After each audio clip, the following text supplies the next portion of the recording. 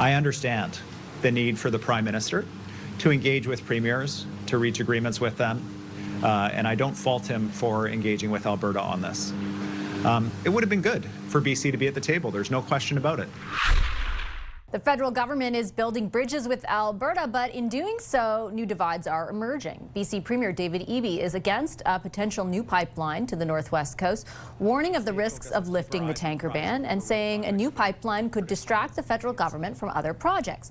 The Fed's MOU with Alberta has also cost the Prime Minister a longtime member of Cabinet, Canadian Identity and Culture Minister, and former Trudeau-era Environment Minister Steven Gibeau resigned Thursday over the issue. Conservative leader Pierre Poilievre, meanwhile, says the process still isn't moving fast enough. Today's deal allows a proposal for a pipeline to go to an office in 7 months, which will then be studied for 2 years, after which the Prime Minister will give a pipeline veto to the BC NDP Premier, who's already said he's against. Isn't this pipeline going to be built in the year never? Our Sunday strategy session is here to unpack all of that. Kathleen Monk is a former NDP strategist and director of communications to the late Jack Layton. Kory Teneycke was Ontario Premier Doug Ford's campaign manager and former director of communications for Prime Minister Stephen Harper. And Scott Reid is a CTV News political analyst, as well as former communications director to Prime Minister Paul Martin. Hi, everybody. Hey there. Scott, I'll start with you on the point of Gibeau. How big of a deal politically is it?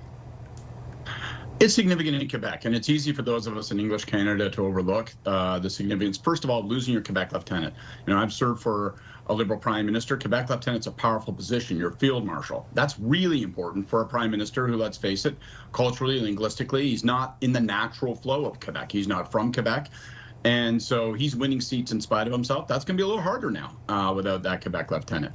But overall, in some ways, if you wanted to really try to spin this thing as hard as possible, the Liberals could make the argument this just demonstrates the depths of the Prime Minister's commitment to focus on jobs, growth, and building, even if it comes at the expense of opposition in British Columbia, the expense of opposition among concentrated groups and communities like BC Coastal Chiefs, and even if it comes at losing a cabinet minister. It just shows to Goya that the Prime Minister is determined to focus on jobs, focus on growth, focus on creating independent choices, independent of the United States and Donald Trump's whims and weapons. Kory, I know you personally are probably the most devastated to see Mr. Gibeau exit cabinet. Let's have a moment of silence. Yeah, a moment of silence for Kory. I cried myself to sleep last night over this. I figured that you did. Your thoughts on what it means? Well, I think it's good news for the Liberals in the longer term. I hear what Scott's saying, and I don't want to diminish that. Gibeau does have a following in Quebec. But there's another way of looking at this. I've always been fond of the Lincoln quote that a house divided against itself cannot stand. And there's an element of that in this Carney government. Like, there are people in it, Wilkinson, Gibeau, others, who are very much Trudeau-era ministers. They were emblematic of that Trudeau era. Lots of virtue signaling, a very heavy focus on climate change policy, almost to the exclusion of economic policy. And Carney's the opposite. And his cabinet has been very focused on major projects and resource projects and mining projects, pipelines, on and on.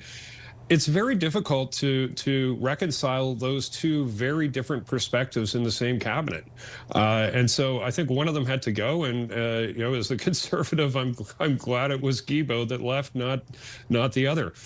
To Kory's point, though, it's not just Steven Gibeau. He definitely is perhaps the most emblematic of, in particular, the climate position of the previous government. But there are other people who sit around the cabinet table and in that caucus who not only value climate policy and reducing emissions, but also, I think, thought that the Prime Minister would be as focused on that, or at least, he wrote a whole book on it. Put a primacy on it, given his history. Do you think that matters politically to him? I think it matters hugely. I think it's consequential because, remember, Carney has that huge base in Quebec of 44 seats. He has another huge base of 20 seats in BC, and he's gambling a lot of that on Alberta, which in the best case scenarios, Liberals, I think, and correct me if I'm wrong, Scott, have only ever won 4 seats at the top in Alberta, whether it was 1968 or 2015. So it's really a question question of like, what is the calculus here? And it's not just Gibeau as the former environment minister who ushered in a lot of these policies that now Carney is sweeping aside, whether it's, you know, the methane gas, whether it's the clean electricity or the carbon cap. It's really all of the environmentalists and people who believe in the green transition that actually will back away from Carney and actually probably criticize him that he's actually embracing an older view. You know, in light of the Trump's threat against our economy, Carney is in some way doubling down on Trump's thesis that we have to go back to some kind of weird golden age that no longer exists, where we chop, you know, wood and we dig for rocks, and that's all we do. There's no value added ideas in this particular MOU in terms of the idea of the pipeline, which was a lot of political theater and great political stagecraft, I might say. You know, lots of bells and whistles. In fact, I would argue that this MOU was better rolled out than even the federal budget was in terms of the discussion and the political stagecraft, as I say. And I think that the after effects, frankly, of Gibeau's resignation will be felt. I spoke to a lot of environmentalists over the last few days, and they are fuming. So it poses an interesting kind of question, Scott, which we talked about as this was unfolding live, which is, it is hard to see from a sheer political perspective what the win is, given the amount of support the Liberals have in BC, given the amount of support that they rely on in Quebec, and the lack of it in Alberta. Is it fair to conclude that that wasn't what underpinned the decision? It absolutely is fair to conclude that, because sure as shooting, nobody in the Prime Minister's entourage thinks that he can trade seats in British Columbia and Quebec for new won seats in Alberta. That's not going to happen. No one thinks that's going to happen. But look, the politics here is the policy. And you got to remember, yes, there are going to be critics and there are going to be criticisms. I think one of the important things for the Prime Minister in these next days and weeks as he really intends to sell this story, keep it big. The big thing here is your big message. And the big message is we are going to have to pursue, and we promised as a government, he promised to pursue these large projects that could create choices that we can make independently, to tap markets in Asia, whether it's LNG or bitumen, to build things like Ring of Fire. We have to do these things to give ourselves choices economically that are independent of a United States that is now no longer a reliable partner. If you keep it on that track, you go over the head of this Quebec versus Alberta, Alberta versus BC, you know, emissions versus non-emissions. You get over the head of that argument, and you talk about where 70% of the Canadian public is, which is worried about their jobs, worried about their prosperity, and worried about what lies ahead for their kids in a world where the United States is no longer surely there for us. So I have a question out of that I want to ask in different ways to both you, Kory, and you, Kathleen, and that is, I understand that thesis, and I certainly, like, I listen to the way the Prime Minister and his delegates, his ministers describe it, and I think of many Conservative campaigns that have been run over the last number of years, right, where the cleanest LNG, the cleanest oil, we got to get it to new markets, and it's essentially adopting the same language. I wonder where this leaves, I'll ask Kory, where it leaves the Conservatives and where it leaves the NDP to Kathleen. Kory, you first. I think in an uncomfortable position because, you know, once again, you're seeing Carney basically tear a page out of the Conservative platform, his traditional Conservative platform, and execute it. So, you know, I think you've seen the Conservative line of attack, which is to say, well, you know, we don't disagree with any of this, but you're not doing it fast enough, and, you know, will it happen, and are you really going to do it?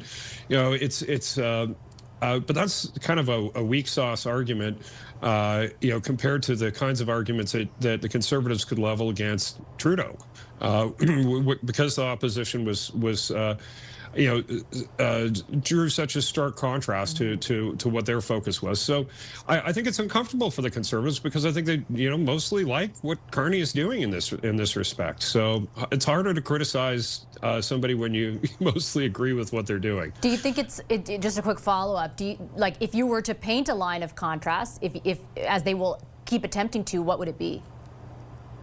I think it's got to be on execution. I think you've got to play for time on this and be critical if it's not happening fast enough. I think that's probably as good as you can get.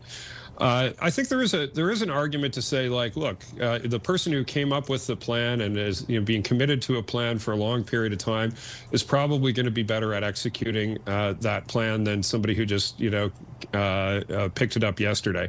I think that's kind of the best argument that you can have, but it's hard to make that argument as convincingly if you have Danielle Smith praising the Prime Minister. That's right.